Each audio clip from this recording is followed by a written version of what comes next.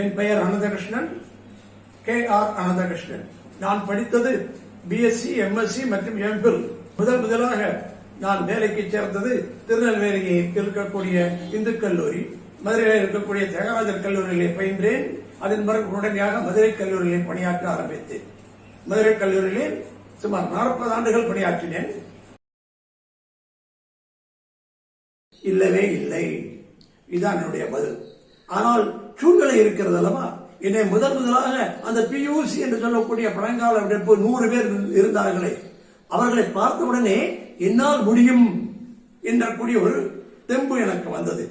அந்த தெம்பு கொஞ்சம் கொஞ்சமாக வளர்ந்து மறுபடியும் அதை சார்ந்து இன்றைக்கு நான் தனித்தனியாக பணியாற்றக்கூடிய தன்மை, தனித்தனியாக ஆசிரியராக இருக்கக்கூடிய தன்மை, போக போக ஆசிரியராக இருந்தால் எவ்வளவு நன்மை இருக்கிறது என்பதை மனதில் ஏற்றுக்கொண்டேன். ஆகவே என்னுடைய எண்ணங்கள் எல்லாம் நிறைவேறிவிட்டன. ஏனென்றால் அதிகமாக எண்ணங்களை நினைக்க வேண்டாம். அதிகமாக நினைத்தால் அதிகமான ஏமாற்றம் தான். ஏமாற்றத்தை தவிர்க்க இன்றிருப்பதை அப்படியே எடுத்துக் கொள்ளுங்கள். ஆகவே ஆசிரியர் பணியை நான் ஏற்றுக்கொண்டு விட்டேன். அது என்னுடைய உடல்நிலை ஒன்றாக மாறிவிட்டது. ஆகவே இம்பைபிஷன் என்று ஆங்கிலத்தில் சொல்லும் போல இம்பைபிள், அந்த ஆங்கிலத்தில் சொல்லக்கூடிய அமைப்பு போல ஆசிரியர் பணி என்னுடைய ஒன்றாக கலந்து விட்டது. ஆகையினால் அதை நான் விரும்பி ஏற்றுக்கொண்டிருக்கிறேன், இன்னும் விரும்புகிறேன். மறுபடியும் எல்லாருமே பேராசிரியராக முடியுமா? மாணவர்கள் எல்லாருமே பேராசிரியராக முடியுமா? முடியும். எண்ணியாங்கு எதுவர் எண்ணியர் திண்ணீராக பெரு.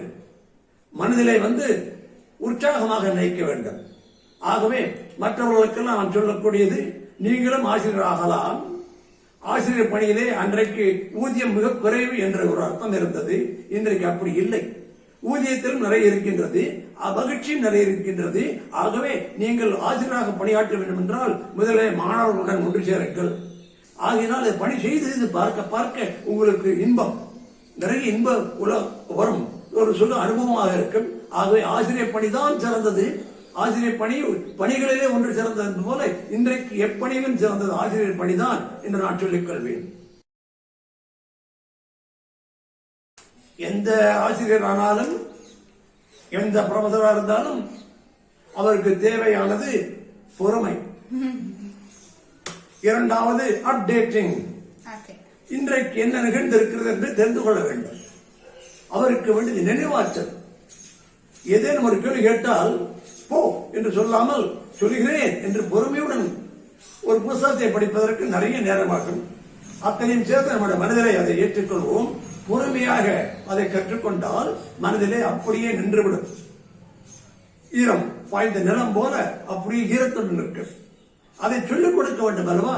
சொல்லிக் கொடுப்பதிலே மாணவர்களை பற்றி அறிந்து கொள்ளுங்கள். முதலிலே வகுப்புகள் நுழைந்தவுடனே ரடாம் புடாம் என்று சொல்லி ஒரு பாடத்தை ஆரம்பித்து விடாதீர்கள், தேவையில்லை. அவர்கள் போக்களை சொல்லி சாதாரணமாக ஒரு சினிமா பாட்டை பாடுகிறேன். பாடினால் அது என்ன படம் நான் சொல்லுவேன், ஐயா கபில் தேவ் நன்றாக டென்னிஸ் ஆடுகிறார். சாருக்கு ஒன்றும் புரியல. கபில் தேவ் எப்படியா டென்னிஸ் ஆடுவாரு? மாணவருக்கு புரிந்து இருக்கிற பார்த்தீர்களா? ஆகையினால அவன் வழியிலே சென்றோம். ஓஹோ, இவர் கிரிக்கெட் பிடிக்கும் போல இருக்கு என்று அவன் நினைத்துக் கொள்வார்.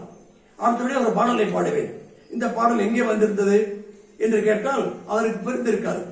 அதாவது, காதல் சிறகை காற்றினில் விரித்து வானவீதியில் பறக்கவா. பழங்கால பாடல் இது. பழங்காலம் என்று நினைக்கலாம். கொட்டாம்பட்டி ரோட்டிலே முட்டை பரோட்டா, நான் தொட்டுக்கொள்ள சிக்கன் தரட்டா, சிரிப்பான். அந்த சிரிப்பில் அடங்கி இருக்கிறது என்னுடைய வெற்றி. ஆசிரியர் நம்பக்கம் என்று சொல்லிவிட்டால் இதை பின்பற்றுங்கள். ஆசிரியர் வகுப்பிலே பாடக்கூடாது என்பதில்லை. ஆசிரியர் வகுப்பிலே கிரிக்கெட் பற்றி பேசக்கூடாது என்பதில்லை. ஆசிரியர் வகுப்பிலே நடிகர்களை பற்றியோ தலையை பற்றியோ தலை என்கிறார்களோ அதை பற்றியோ சொல்ல வேண்டாம். ஏனென்றால் மாணவர்கள் அந்த பருவம், அதை தாண்டித்தானே நாங்கள் வந்திருக்கிறோம். ஆக அந்த பருவத்தின் கூட சேர்ந்து விட்டோம். ஆனால் ஆசிரியர் படி சேர்ந்தது. ஆகவே பொறுமை, நிறைந்த அறிவு, திரும்ப திரும்ப அதை நினைவாற்றிக் கொள்ளுதல், மாணவர்களை ஒன்று சேர்ந்து அவர்களை வசப்படுத்துதல், இவை 3 இருந்தால் ஆசிரியர் பணிதான் சிறந்தது.